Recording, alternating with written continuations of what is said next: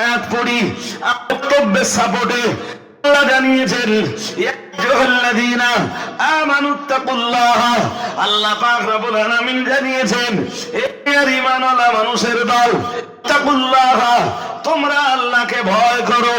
আল্লাহ রব্বুল আলামিন বললেন আর আল্লাহর ভয় যদি তোমরা করো, আল্লাহ রব্বুল আলামিন বললেন ওয়াযারু মা বাকিয়া মিনার রিবা, মহান আল্লাহ বললেন সুদ খাওয়া বন্ধ করো। কাদের বলছেন? ইমানদারদের। ইমানদার কারা? আমরা যারা পড়েছি লা ইলাহা ইল্লাল্লাহ মুহাম্মাদুর রাসূলুল্লাহ সাল্লাল্লাহু আলাইহি ওয়াসাল্লাম, আমাদের জন্যই আল্লাহর এই বিধান। কোরআন শরীফের 3 সূরা বাকারার 203 পারা সূরা বাকারার 275, 276, 277, 278, 279 পরপর 5 খানা আয়াতে আল্লাহ পাক রব্বুল আলামিন সুদ সংক্রান্ত বিষয় নিয়ে আলোচনা করেছেন। ও রে ভাইরা, এই কথাগুলো শুনবার আগে চলুন আর একটা হাদিস আপনাকে শোনাই। রাসূলুল্লাহ সাল্লাল্লাহু আলাইহি ওয়াসাল্লাম, আমার আল্লাহর নবী জানিয়ে দিয়েছেন, আল্লাহ হাবিব জানিয়ে দিয়েছেন, আর সাবউনা জুজআন আইসারুহু আইয়ান কিহার রাজুল উম্মাহু আও ক্বালা আলাইহিস সালাম। মুহাম্মাদুর রাসূলুল্লাহ সাল্লাল্লাহু আলাইহি ওয়াসাল্লাম নবী আমার জানিয়ে দিয়েছেন, আল্লাহর হাবিব জানিয়েছেন, ও সাহাবীরা মনে রাখো, সুতনা একটা নয়, দুইটা নয়, নবী আমার জানিয়ে দিয়েছেন 70 রকমের গুনাহ রয়েছে। 70 রকমের গুনার ভিতরে সবচাইতে ছোট গুনাহটার নাম আল্লাহ রাসূল জানিয়েছেন মায়ের সঙ্গে জেনা। বলুন নাউজুবিল্লাহ। আর তো জোর করে বলেন, সুদের গুনাহ কয়টা? 70। ছোট গুনাহর নাম কি? যদি পুরুষ হয় আর নারী হলে বাপের সাথে জেনা করার গুনাহ। এটা সুদের 70 গুনার সবচাইতে ছোট গুনাহ। বাকি যা আছে সব হচ্ছে সবচেয়ে বড়টা কি আল্লাহ কোরআনে বলেন।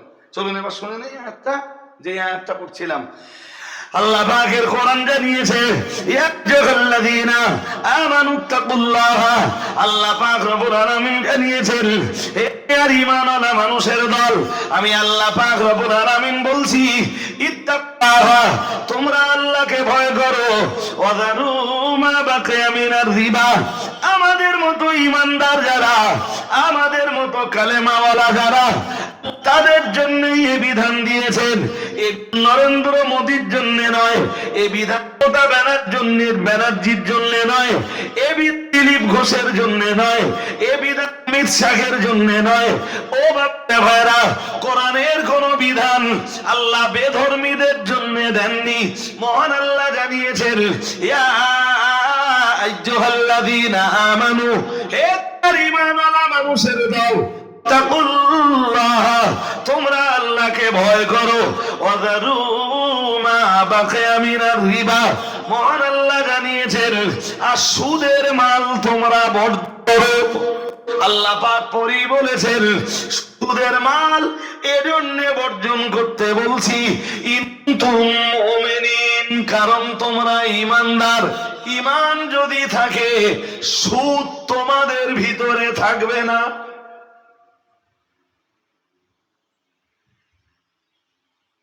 এই কারণেই বলেছিলাম উঠে যে ভাই আমার ওয়াজ এত রাতের ওয়াজ না, আর বাস্তবটা তাই। জি, জনপছন্দনীয় অজ নয়, লোক পছন্দনীয় অজ নয়। আমি সবসময় সংস্কারের দিকে তাকিয়ে, জনগণের হেদায়েতের দিকে তাকিয়ে দুটো কথা বলি। যেখানে ঈমান থাকে আল্লাহ বুঝালেন ওখানে সুদ, কথা বলো না কেন, সুদ থাকে না। কিন্তু বড় লজ্জার সঙ্গে বলতে হয় এখন একসাথে ঈমানও থাকে সুদও। সমাজে তো তাই দেখতেছি।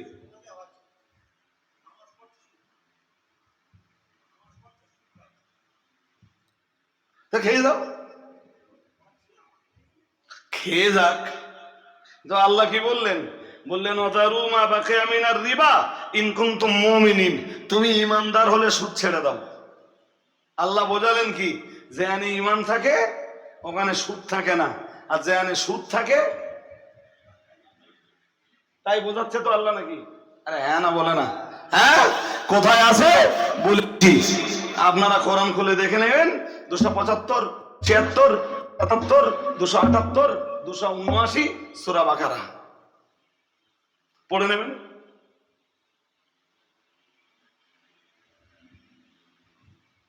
আল্লাহ পরের আয়াতে আর একটা কথা বললেন, শোনো, খুব মারাত্মক কথা বললেন, ফাইল্লাম তাফালু, আমি আর আমার নবী সুদের বিরুদ্ধে এত ফতোয়া দিলাম, এরপরও যদি তোমাদের মনে হয় তোমরা সুদ খাবে, খেতে পারো, তবে তৈরি হয়ে যাও।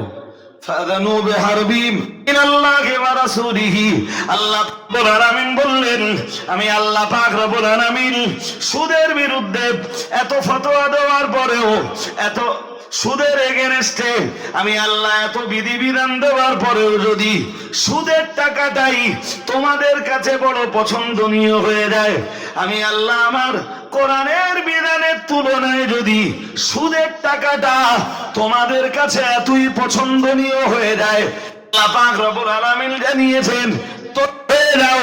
আমি আল্লাহ রব্বুল আলামিন বলছি, ফানু বিহারবিম মিনাল্লাহি ওয়া রাসূলিহি, তোমার মতো সুদখোরদের বিরুদ্ধে আমি আল্লাহ হাসরের ময়দানে লড়াই করব। বলুন নাউজুবিল্লাহ। আর একটু জোর করে বলেন, সুদখোরের বিরুদ্ধে লড়াই করবে কে?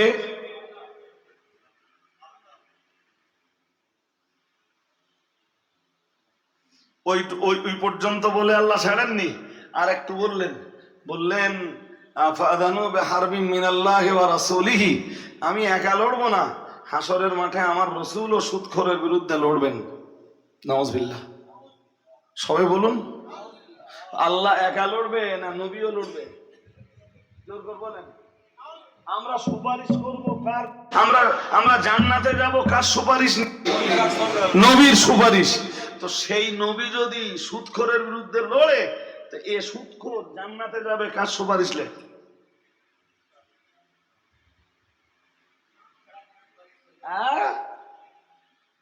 ভালোই বুঝতেছেন। এই পর্যন্ত শোনার পরে বলুন, বাড়ি ঘুম পাচ্ছে নাকি? পাচ্ছে, একটু ঝেড়ে পেড়ে দিয়ে বসেন, কষ্টের দেহ তো। জি, এই জন্য 12টা পর্যন্ত মজলিস চালালে ভালো। 8টা থেকে 10টা, 10টা থেকে 12টা দুজন বক্তা ওয়াজ করবে, শ্রোতা 12টার পরে বাড়ি যেয়ে শুয়ে পড়বে, খুব ভালো। আর আমার ওরকম টাইম হলে খুব ভালো। জি, এতটা ওয়াজ শোনার পরে বলুন, আপনাদের মতো জনগণের ভিতরে সুদ থাকবে, আবার আপনারাই আমাদের মতো হুজুরের নামে জিন্দাবাদ দেবেন, জান্নাত সহজ হয়ে যাবে। কথা বলো না কেন? জান্নাত সহজ হয়ে যাবে। তা আমার মতো হুজুর তোমার কাছে জান্নাতে লেজানোর জিম্মাদার হয়ে যাব।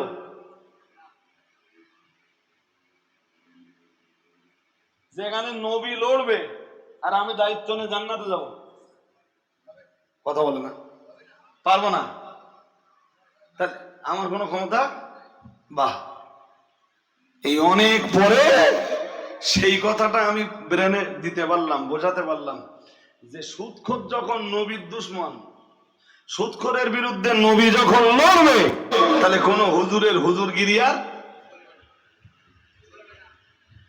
আমার চেয়ে কোনো বড় হুজুর যদি হয়,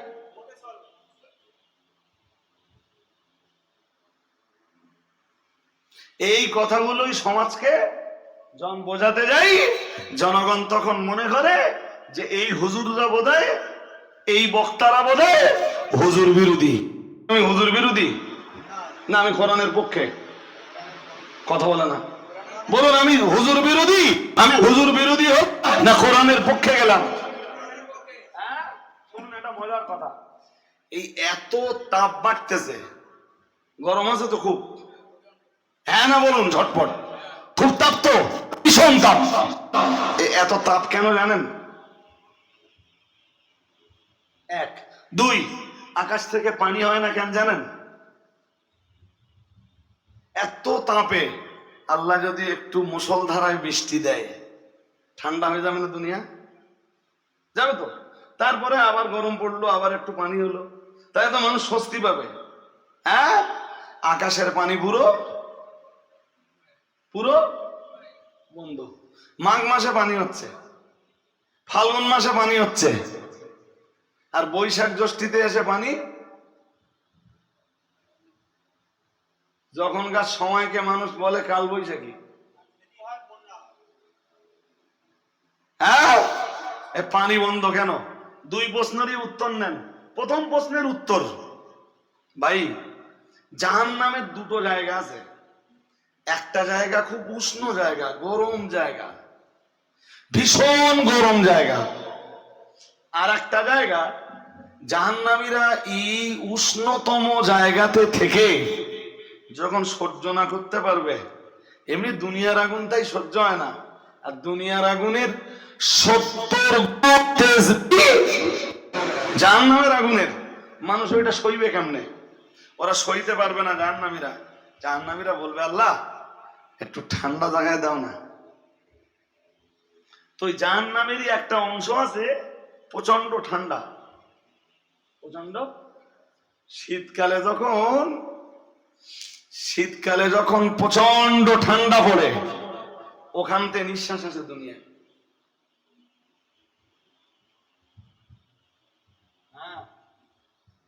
আর গরমকালে যখন প্রচন্ড গরম হয়, তখন জাহান্নামের একটা পর্ব আবার নিঃশ্বাস ছেড়ে দেয়।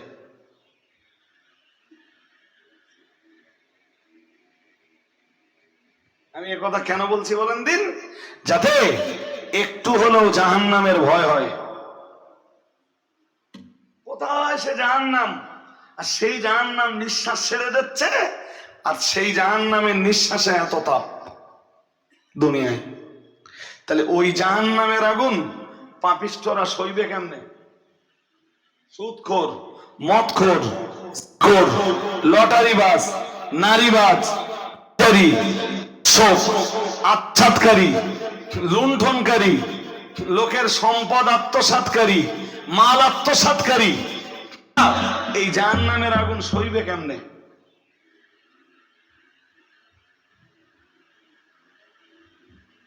এই তো সেই মুসলমান, আপনার পাড়ায় হয়তো খুঁজলেও পাওয়া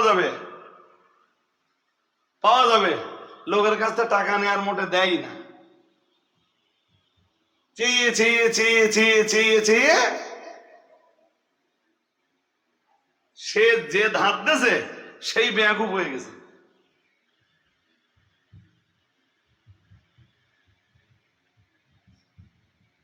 আমার কাছ থেকে টাকা নেয় কত লোক দেয়নি, তার ঠিক আছে।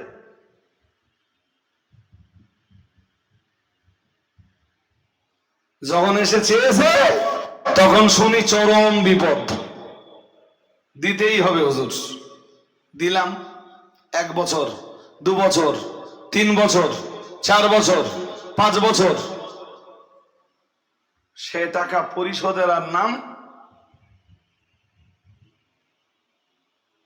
এরম পার্টি আছে না নেই? হ্যাঁ, লোকের টাকা নিলে দিতে হবে না? কিছু বলো না কেন? দিতে হবে না? দোকানতে মাল খেয়েছ তো, দোকানতে মাল খেয়েছে, তা যে বাজারে মাল খেয়ে, ধরুন এ মাথায় একটা বাজার আছে, এদিকে একটা বাজার আছে, এদিকে এক দোকানদারের কাছ থেকে মাল খেয়ে সেখানে ধরেন 2-5 হাজার টাকা বেড়ে গেছে, টোটাল বাজারেই আর ওঠে না। এবার এই বাজার যাচ্ছে, এখান থেকে আবার মাল খাচ্ছে। এরম পার্টি আছে না নেই? আরে ভাই, তুই টাকা দিতে দেরি করতেছিস, কর দোকানদারকে বল যে ভাই আমি পারতেছি না, তাই নগদ মালটা তো তোমার কাছ থেকে দিচ্ছি, তা তুমি অন্তত চাপটা দিও না, আমি আস্তে আস্তে দিয়ে দেবানি। এ যদি নগদ মালটা নেয়, তবুও তো এর কাছে মাল বিক্রি করে ওর কিছু প্রফিট হয়। দোকানদার কি দোকান বন্ধ করতে পিছনে পিছনে ঘুরে বেড়াবে?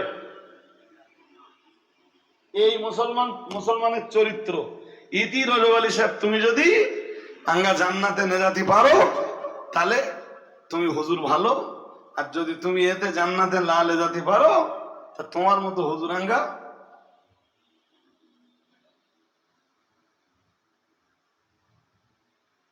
আমি ভাই এরকম করলে পারবো না, পরিষ্কার কথা বলে দিচ্ছি।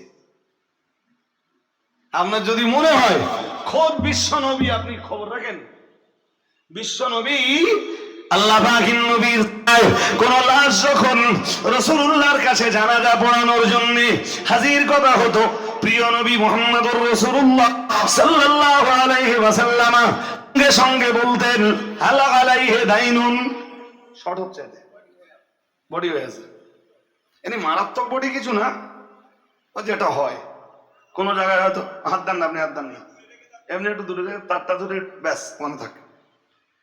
রসুল বললেন, রসুল বলতেন এই যে একটা লাশ এসছে, তো রসুল্লাহ আছেন, সবাই ভাবছেন নবী জানাজাটা পড়াবেন। ও ভাই সাহেব, রসুল্লাহ থাকতে ওই লাশের জানাজা পড়াতে সাহস কারোর হবে? হ্যাঁ না বলেন, হবে? হবে না তো? সবাই আশা করছে রসুল জানাজা পড়াবেন। লাশ এসছে, আল্লাহ পাকের নবী মুহাম্মদ রাসূলুল্লাহ সাল্লাল্লাহু আলাইহি ওয়াসাল্লামের সাহাবারাও হাজির হয়ে গেছেন। লাশ ময়দানে এসছে মানে, লাশ ময়দানে নিয়ে আসা হয়েছে মানে জানাজার সময় হয়ে গেছে। প্রিয় মুহাম্মদুর রাসূলুল্লাহ সাল্লাল্লাহু আলাইহি ওয়াসাল্লাম, আমার আল্লাহ পাকের নবী, আমার আল্লাহর হাবিব বলতেন, ও আমার সাহাবীরা শোনো, আমি আল্লাহ পাকের রাসূল বলছি, যে লোকটার লাশ নিয়ে হাজির হয়েছে তোমরা, লোকটার কোন ঋণ আছে? কি জিজ্ঞেস করতেন? বলতেন ঋণ আছে? সাহাবারা যদি বলতেন আছে, নবীজি বলতেন শোধ করার মাল আছে? সাহাবারা যদি বলতেন আছে, রসুল বলতেন লোকটার মাল থেকে আগে ঋণ পরিশোধ করে দাও। সুবহানাল্লাহ। আর একটু আরো আওয়াজ দিয়ে। সাহাবারা যদি বল মাল নেই হুজুর, তখন বলতেন তোমরা কেউ আছো এই লোকটার ঋণের বোঝা বহন করবা? সাহাবারা যদি কেউ দায়িত্ব নিতেন, রসুল জানাজা পড়তেন। সাহাবারা কেউ দায়িত্ব না নিলে রসুল পিছিয়ে এসে বলতেন সল্লু আলা আখিকুম, বলতেন তোমাদের ভাই তোমরা পড়ো, আমি বিশ্ব নবী ঋণগ্রস্তর জানাজা পড়বো না।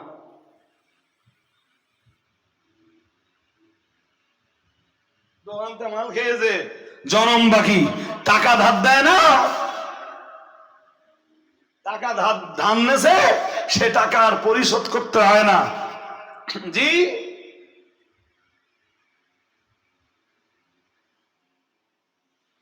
আর এই মেরে কেটে খাওয়ার লোকের তো অভাব। জোর করে বলতে পারেন মারা কাটার লোকের অভাব আছে? হ্যাঁ, আপনারা দুই ভাই ব্যবসা করছিলেন, আপনি একটু হাবলা গোমলা মতো আছেন, ধরুন, মনে রাগ করবেন না যেন। এ লোক একটু চালাক, এ লোকের পয়সা নেই, আপনার পয়সা আছে, আপনি 5 লাখ টাকা দিলেন, আর ব্যবসা খুব বেশি দেখভাল করার সময় আপনি পাননি। 5 বছর পরে এ লোক হিসাব দেখাচ্ছে 14 লাখ টাকা লস। কত? আপনার ক্যাপিটাল কত ছিল? 5 লাখ, লস দেখাচ্ছে কত? দুজনের 7 লাখ, এই দুজনের ভাগ করে দিলি ক লাখ করে? 7 লাখ। তার মানে এ লোক এখন বলতে যাচ্ছে তুমি বাড়ির চেয়ে আরো 2 লাখ আমার এনে দাও।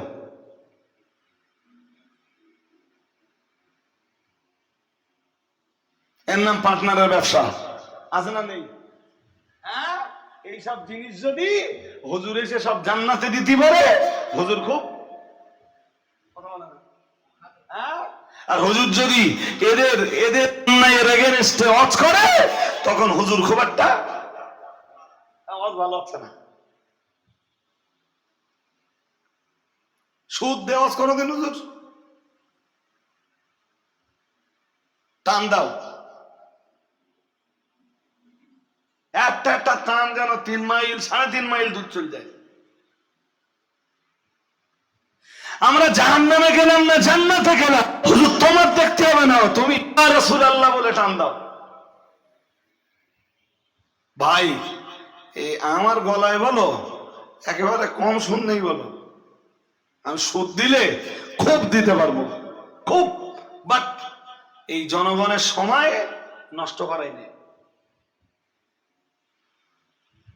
প্রত্যেক মজলিসে উঠে দায়িত্ব নিয়ে ওয়াজ করি, যাতে দিন পায়, ঈদ পায়, ইসলাম পায়, আকীদা পায়, বিশ্বাস পায়। জনগণ যাতে আবেগে ভেসে না যায়, অন্তত শরীরটাকে বুঝে পালন করে।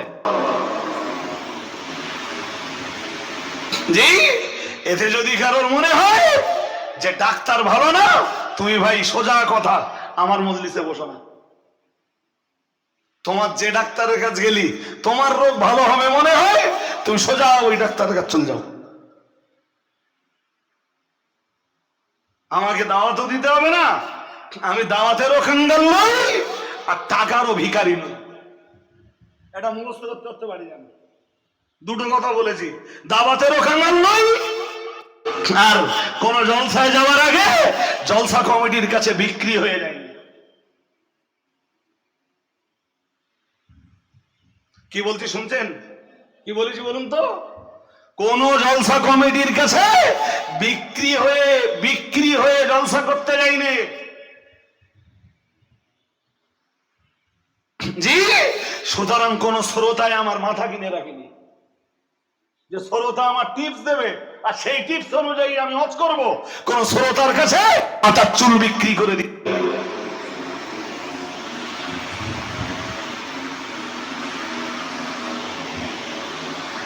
জি, দিন জানো না, ইমান জানো না, ইসলাম জানো না, জানো না, চাষ বোঝো না। জি, তাম জীবনটা শুধু দিয়ে চলেছে। হুজুরের বোঝাতে যাচ্ছ না?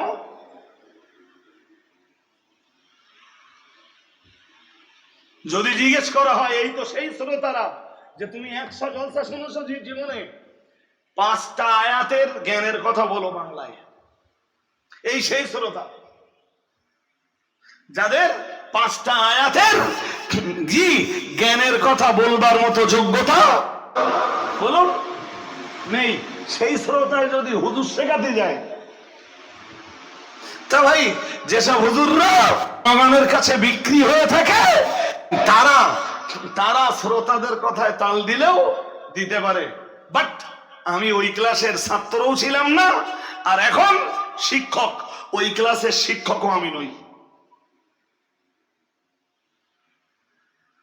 সোজা কথা। জি, হাত মজলিস চলুন। আর একটা কথা বলবো, লম্বা করবো না আজ। জি, সময় মতো এসছি, সময় মতোই যাব। বাকি ঈশ্বরীপুরে আল্লাহ কবে আনবেন, কোন বছরে আনবেন বলেছি, সেটা আল্লাহ ভালো জানেন। এমনি আপনাদের জীবনতলা রেঞ্জের দাউদ খুব কমই নেই। আমি বহু দাউদের জন্য তোষামত করে, খোসামত করে দাওয়াত নেই। আমার এই জুত হলো দাওয়াতের জন্য লোকে লাইন দিয়ে থাকে।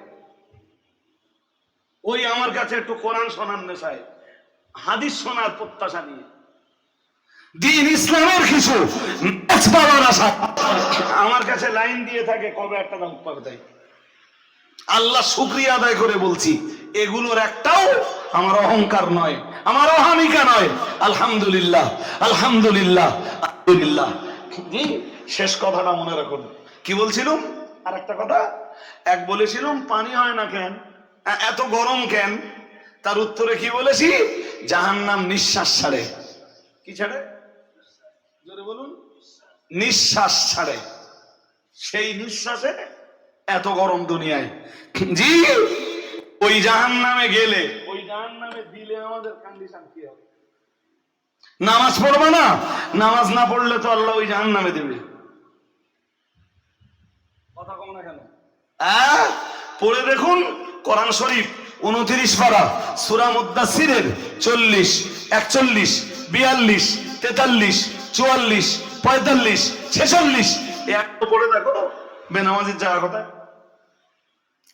আল্লাহ পাকের কোরআন জানিয়েছেন, আল্লাহ জানিয়েছেন, ফি ইয়াতাসাআলুন, আল্লাহ পাক রব্বুল আলামিন জানিয়েছেন, আল্লাহ পাক রব্বুল আলামিন জানিয়েছেন, জান্নাতীরা জিজ্ঞাসা করবে পরস্পরকে, ও বাবা ভাইরা, এক শ্রেণীর জান্নাতি ফার্স্টটা জান্নাতের ভিতরে চলে যাবে, আর এক শ্রেণীর জান্নাতি ওরা জাহান্নাম থেকে বেরিয়ে আল্লাহর দয়ার জান্নাতে আসবে। যখন জাহান্নাম থেকে বেরিয়ে আল্লাহর দয়ার জান্নাতের ভিতরে আসবে, প্রথম তীর জান্নাতি যারা, ফার্স্ট ক্লাস জান্নাতি যারা, ফার্স্ট ক্লাস জান্নাতিরা এদেরকে ডাক দিয়ে বলবে, আসালাকাকুম ফি সাকার, কেন এতদিন জাহান্নামের ভিতরে ছিলে? শুনছেন নাকি? ওয়াজ বুঝতে অসুবিধা হচ্ছে? হ্যাঁ, এক শ্রেণীর লোক কি বলেছি, ফার্স্ট টাইম জান্নাতে চলে যাবে, আর এক শ্রেণীর মানুষ জাহান্নাম খেটে তারপর পাপের দায়ে, কিসের দায়ে? জোর করে বলুন। হ্যাঁ, পাপের দায়ে জাহান্নাম খেটে দেয়। কতদিন খাটতে হবে আমি বলতে পারবো না সে ভাই জি। জাহান্নাম খেটে যারা জান্নাতের দরজায় আসবে, ফার্স্ট টাইম যারা জান্নাতে ঢুকে আছে, ওরা এদেরকে ডাক দিয়ে বলবে, অনেকে চিনতে পারবে, বলে তোমরা মা সালাকাকুম ফি সাকার, কি পাপ করেছিলে, কোন পাপের দায়ে জাহান্নাম খাটতে হয়েছে গো? শুনছেন? আমার আগের বক্তা এই আয়াত ওয়াজ করে গেছে, গুরুত্ব দেননি আপনারা। আল্লাহ বলেন জাহান্নামীরা বলবে, ক্বালু লাম নাকুম মুসাল্লিন, অনেকগুলো জবাব জাহান্নামীরা দেবে। ও বাবাজিরা ভাইরা, আর এই অনেকগুলি জবাবের ভিতরে জাহান্নামীরা এক জবাবে বলবে, লাম নাকু মিনাল মুসাল্লিন, জাহান্নামীরা বলবে আমরা নামাজি ছিলাম না। কি বলবে? জোর করে বলো। আমরা সবাই বলতেছেন না কেন? জাহান্নামীরা বলবে আমরা নামাজি ছিলাম না। এবার বলুন তো, আপনারাই বলুন, আপনাদের জ্ঞান আছে, বুদ্ধি আছে, বিবেক আছে, কোরআন বলছে বেনামাজির জায়গা জাহান্নাম, জাহান্নাম, জাহান্নাম। নামাজ না পড়েও কোন হুজুর আছে এই বেনামাজি গুলোর টেনে জান্নাতে যাবে?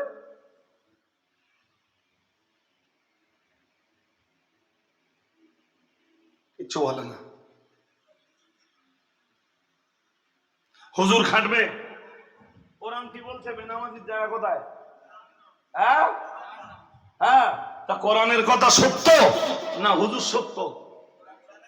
হ্যাঁ, তা কোরআনের কথা যদি সত্য হয়, তাহলে আপনি নামাজের জায়গাতে দাঁড়িয়ে এবার হুজুর হুজুর করুন, তবে আপনি লাভবান, তবে আপনি লাভবান। সুদ খাওয়া ছেড়ে হুজুর হুজুর করুন, তবে আপনি লাভবান। মদ খাওয়া ছেড়ে তবে হুজুর হুজুর করুন, তবে আপনি লাভবান।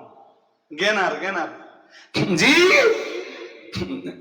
পরের হক নষ্ট করা বাদ দিয়ে হুজুর হুজুর করুন, তবে আপনি লাভবান।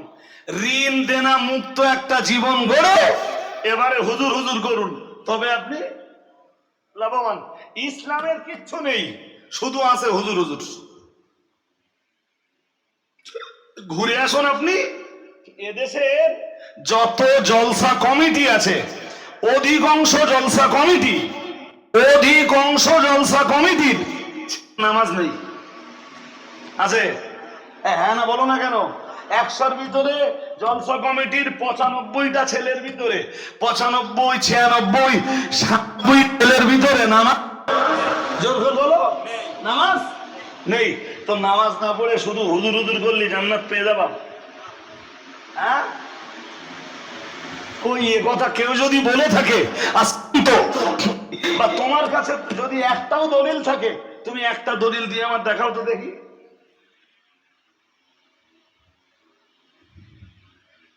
নামাজ না পড়ে যদি জিবরাইল এনে মিলাদ দেওয়া হয় তবু লাভ হবে?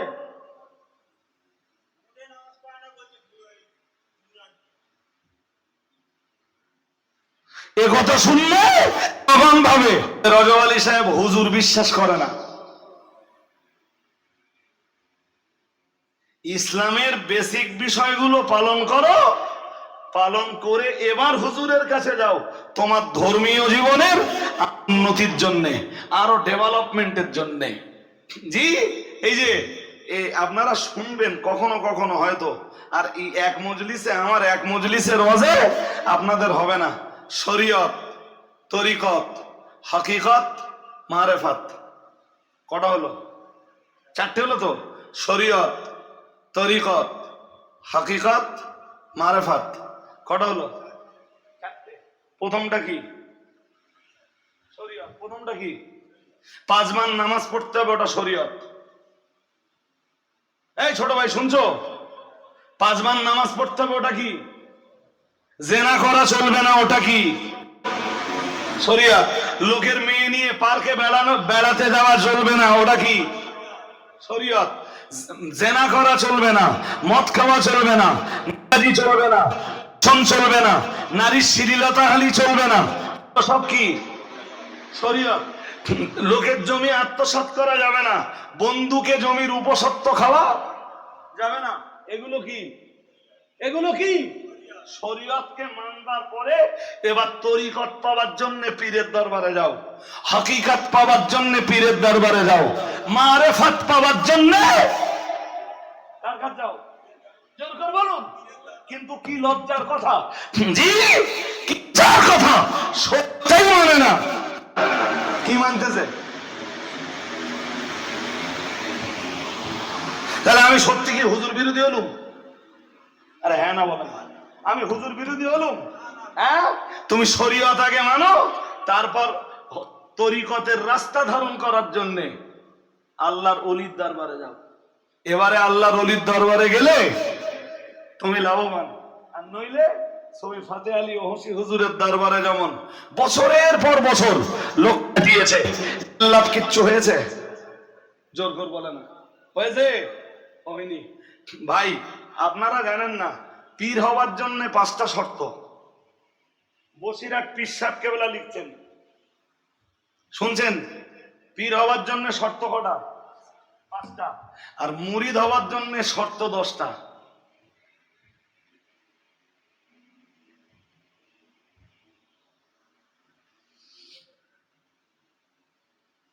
বোঝেননি কিছু?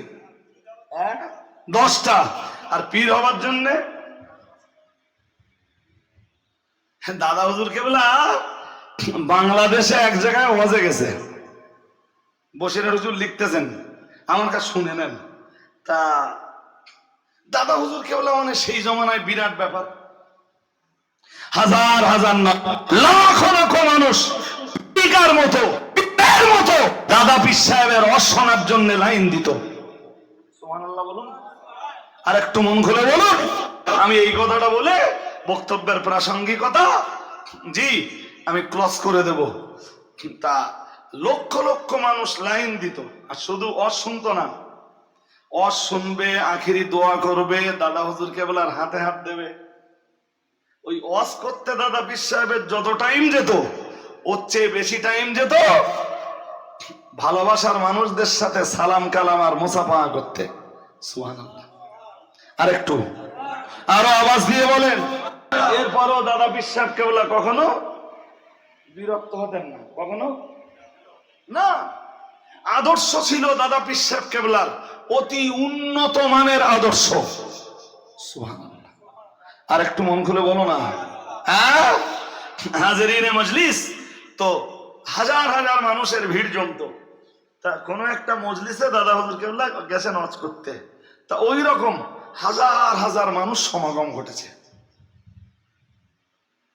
তা দাদা হুজুর কেবলা ওয়াজ শেষ করেছেন, আখিরি দোয়া মোনাজাত করেছেন, এবার মুসাফা হচ্ছে। মুসাফা জি দাদা হুজুর কেবলার এক ঘনিষ্ঠ মুরিদ এরকম সাইডে দাঁড়িয়ে আছে, ভিড়ের টাইমে লোকটা চাইছে ভিড়ের টাইমে মুসাফাহা করবে, লোকজন একটু হালকা হয়ে গেলে মুসাফাহা করে অনেকক্ষণ হাত ধরে রেখে হুজুরের সঙ্গে কথা বলবে। ভালো জিনিস, গাঢ় মহব্বত থাকলে এটা হয় জি। ভিড় ভাড়টা কমে গেছে, লোকটা কাছে এসছে, যেই দাদা হুজুর কেবলার হাতে হাত দিয়েছে, দাদা পীর সাহেব কেবলা মুখের দিকে তাকিয়ে বললেন, বাবা আমি সুদের খুব গন্ধ পাচ্ছি। কিসের গন্ধ পাচ্ছে? খুব অনেক শুনতে পাচ্ছিলাম। তুমি আমার কাছে আসবার পরে, আমার হাতে হাত দেওয়ার পর বাবা সুদের গন্ধটা আরো বেড়েছে। তুমি না ফুরফুরার আবু বাকারের মুরিদ? লোকটা বলছে জি হুজুর।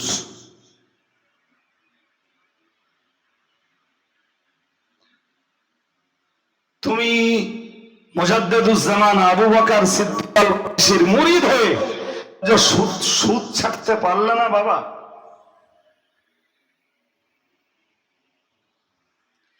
আল্লাহ পাকের ওলি, আল্লাহর প্রিয় বান্দা তখন লোকটার হাত ধরে রেখেছেন। মাথা নিচু হয়ে গেছে। লোকটা মাথা উঁচু করে বললেন, জি হুজুর, একটা জিজ্ঞাসা করতে পারি? বাবা করে ফেলো। হুজুর, আমি যে সুদ খাই আমার বউ পর্যন্ত জানে না।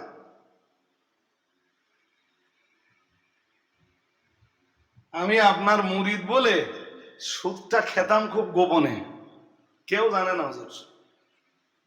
আমার ছেলে মেয়ে তো বহু দূরের কথা, আমার বউ পর্যন্ত। তো হুজুর আমি সুদ খাই, আপনি এটা জানলেন কি করে? ফুরফুরা শরীফের দাদা হুজুর কেওলা বললেন, বাবা আমি আবু বকর অনেকক্ষণ আগে থেকে সুদের গন্ধ পাচ্ছিলাম, আর তুমি আমার কাছে আসার পরে সুদের গন্ধ আরো আরো।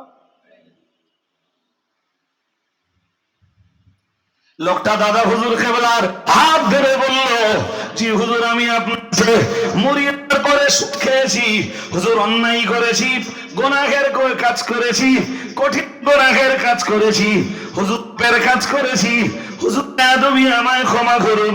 আজ আপনার হাত ধরে আপনার সাথে ওয়াদা করছি, আল্লাহ যতদিন বাঁচিয়ে রাখবেন কখনোই কোনো দিনের জন্য আর আমি সুদের মাল খাবো।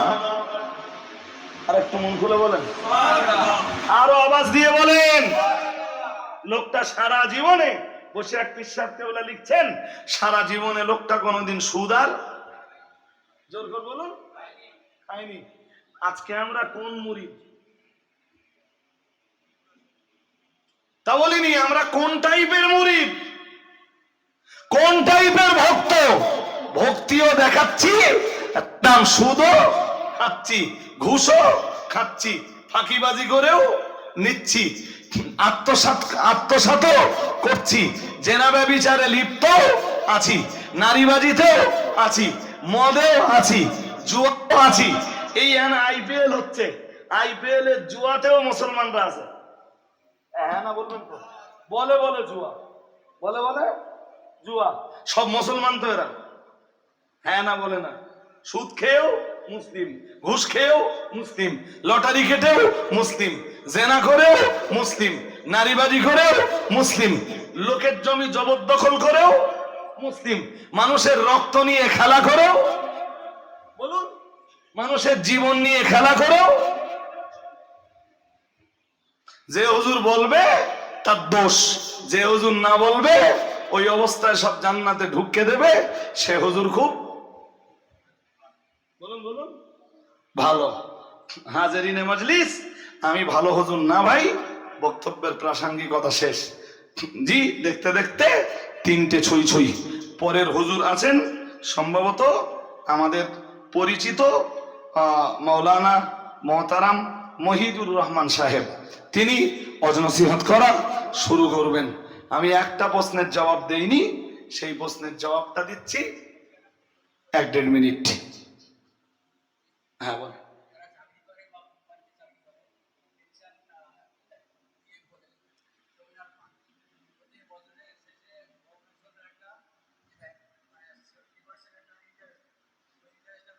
দেয় কি?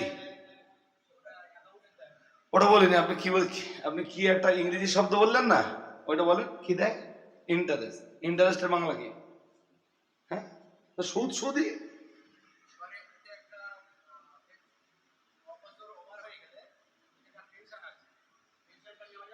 কোনটা?